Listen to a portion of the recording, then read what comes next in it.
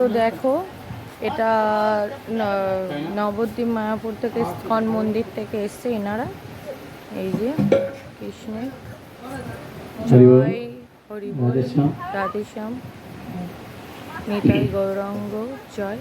আর জয় শ্রী শ্রী গুরু গৌরাঙ্গ গান্ধার্বিকা গিরিধারী শ্রী রাধা মদন মোহন রাধা শ্যামসুন্দর রাধা বিনোদ বিহারী সচিন নন্দন জগন্নাথ বলদেব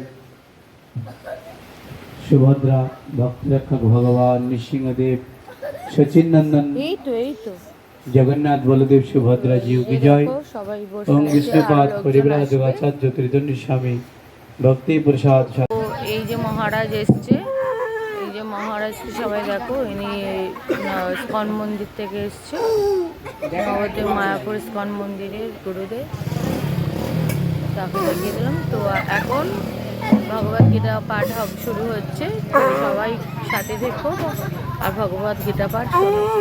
সবাই আসুন।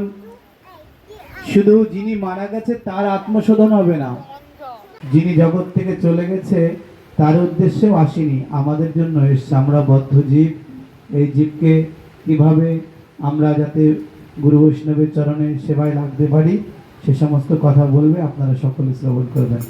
হরে কৃষ্ণ। যেভাবে ভক্তি করবে, যেভাবে যা কিছু করবে, আমি তাকে সেইটাই রিটার্ন দেবো, আমি আরো বেশি দেবো, আমি বর দেবো। ভগবান একটা প্রতিজ্ঞা করেছেন। কিন্তু ভক্তদের, প্রকৃত ভক্ত যারা অহৈতুকী ভক্ত, কোনো হেতু নয়, কোনো কারণ নয়, সত্যিকারের যারা ভক্ত, ব্রজ গোপীগণ, হ্যাঁ, শ্রীমতী রাধারানী থেকে ব্রজ গোপীগণ বা তার আনুগত্যে সমস্ত আরও ভক্ত যেসব আছেন, হ্যাঁ, সেই সমস্ত ভক্ত তারা কিছু চায় না, বিনিময়ে কিছু চায় না। ভগবান দিতে চাইলেও দেন।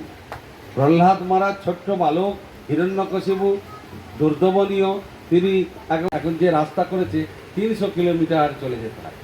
তাহলে কি করে করতেন না, বলছে বাই এয়ার ডিস্টেন্স 5 কিলোমিটার ছিল, মানে সোজাসুজি গেলে, আকাশ মার্গে দিয়ে গেলে সেটা সোজা রাস্তায় 5 কিলোমিটার রাস্তা।